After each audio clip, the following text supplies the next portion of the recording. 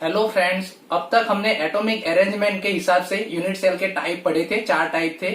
आज हम unit cell parameter और उसके हिसाब से उसके टाइप पढ़ेंगे।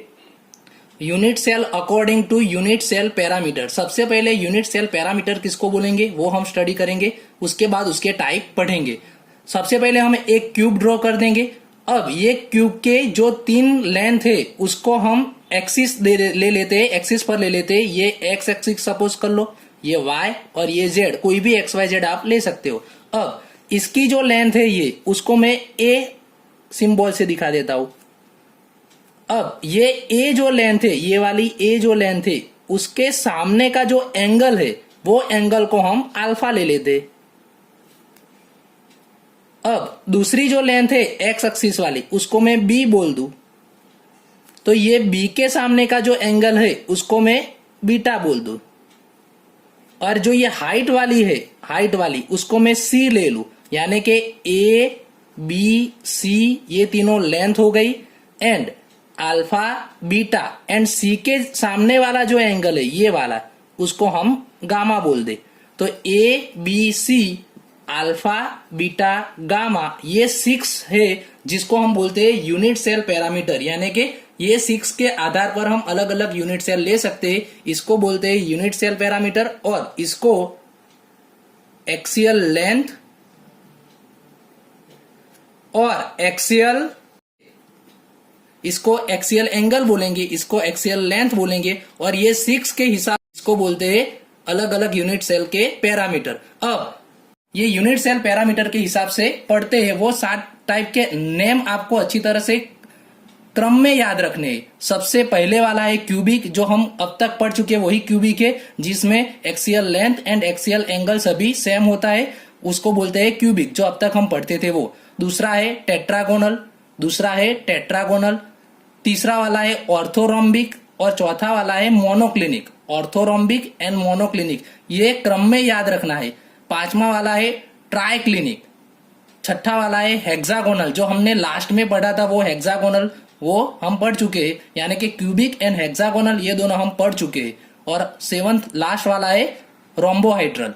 ये 7 टाइप के यूनिट सेल पैरामीटर के हिसाब से पढ़ते हैं। अगर आपको इसका शॉर्ट फॉर्म बना के भी याद रखना है तो यहाँ फर्स्ट लेटर उसका लेके C T O M T H R ऐसे हम इसका शॉर्ट फॉर्म भी याद रख सकते हैं। ये क्रम में याद रखना बहुत जरूरी है, क्योंकि यहाँ सभी के पैरामीटर के एंगल सभी याद रखने, इसलिए उसको हम क्रम में याद रखेंगे। तो सबसे पहले सेल पैरामीटर में क्यूबिक में हमको मालूम है, क्यूबिक में तीनों लेंथ भी सेम होती है और तीनों एंगल भी सेम होते हैं, यानी कि A is equal to B is equal to C ऐसा लिख सकते हैं, क्योंकि तीनों लेंथ उसकी सेम होती है। और एंगल भी alpha is equal to beta is equal to gamma is equal to 90। जो हम पजल क्यूब लेते हैं इसमें ये सेम होता है, क्योंकि तीनों लेंथ भी सेम होती है और एंगल भी सेम होता है।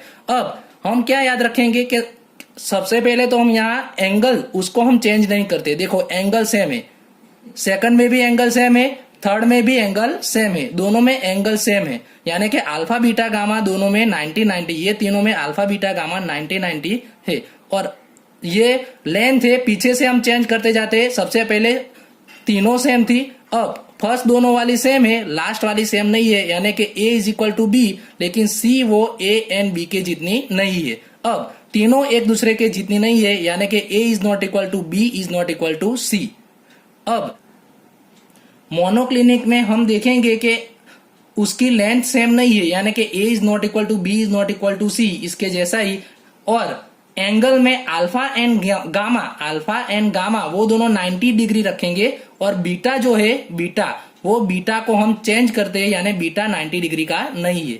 फिर से लेंथ तो सेम नहीं है, A is not equal to B is not equal to C, और तीनों एंगल भी सेम नहीं है, यानी कि alpha is not equal to beta is not equal to gamma is not equal to 90, same भी नहीं है और 90 डिग्री भी नहीं है। हेक्सागोनल हम पढ़ चुके हैं। हेक्सागोनल में हमने देखा था ऊपर नीचे दोनों हेक्सागोन होते हैं, यानी कि उसकी 2 लेंथ सेम होती है, लेकिन उसकी हाइट सेम नहीं होती है। आप उसकी फिगर याद करो तो अच्छी तरह से पता चल जाएगा कि 2 लेंथ सेम होती है, जिससे हेक्सागोन बनता है, यानी कि A एंड B तो सेम है, A is equal to B, लेकिन उसकी हाइट सेम नहीं है, is not equal to C। अब एंगल, तो एंगल हमको मालूम है अल्फा बीटा ये दोनों का एंगल जो होता है वो 90 डिग्री होता है, जो ऊपर वाला एंगल होता है वो 90 डिग्री होता है, और हेक्सागोन जो होता है उसमें हमने पढ़ा था, याद हो तो, उसका एंगल 120 एंगल था। अब लास्ट वाला है रोम्बोहाइड्रल, उसमें याद रखना है वो अलग टाइप का है। उसमें सबसे पहले जैसा है कि ए बी सी तीनों लेंथ उसकी सेम है, तीनों लेंथ उसकी सेम है, तीनों एंगल भी सेम है, लेकिन एंगल 90 डिग्री नहीं है, ऐसे याद रखना है। अब आप सोचोगे कि वो 4 टाइप के पहले हम पढ़ चुके थे, फेस सेंटर्ड, सिंपल, वो 4 टाइप के हम पढ़ चुके थे, और ये 7 टाइप के, हर एक में 4-4 टाइप का आप देखो, इसका 4 टाइप, इसका 4 टाइप, इसका 4 टाइप, तो 7 4 28, यानी कि टोटल 28 यूनिट सेल बनते हैं अकॉर्डिंग टू थियोरेटिकली। लेकिन प्रैक्टिकली ऐसा प्रूव हुआ है कि 28 नहीं है, सिर्फ 14 यूनिट सेल मिलते हैं। तो जो 14 यूनिट सेल मिलते हैं उसको बोलते हैं ब्रेविस लेटिस। जो 14 यूनिट सेल पॉसिबल है उसको बोलते हैं ब्रेविस लेटिस। अब वो कौन से 14 यूनिट सेल मिलते हैं वो हम यहाँ डिराइव करते हैं, कैसे कौन से मिलते हैं। तो क्यूबिक में 3 टाइप के यूनिट सेल होते हैं। वैसे तो टोटल 4 टाइप है, लेकिन उसमें से क्यूबिक में सिर्फ 3 टाइप के होते हैं। कौन से? तो सिंपल, फेस एंड बॉडी, जो हम 4 पढ़ चुके थे, simple, face, body and and centred. वो 4 में से सिर्फ 3 टाइप के क्यूबिक में मिल सकते हैं यूनिट सेल, वो प्रैक्टिकली प्रूव हुआ है। टेट्रागोनल में 2 टाइप के मिलते हैं, simple and body centred. Orthorhombic में 4 टाइप के, जो चारों के 4 थे वो टाइप के, simple, face, body and centred, चारों के टाइप मिलते हैं। मोनोक्लिनिक में 2 टाइप के, simple and and centred. Triclinic में 1 टाइप का है, सिर्फ सिंपल।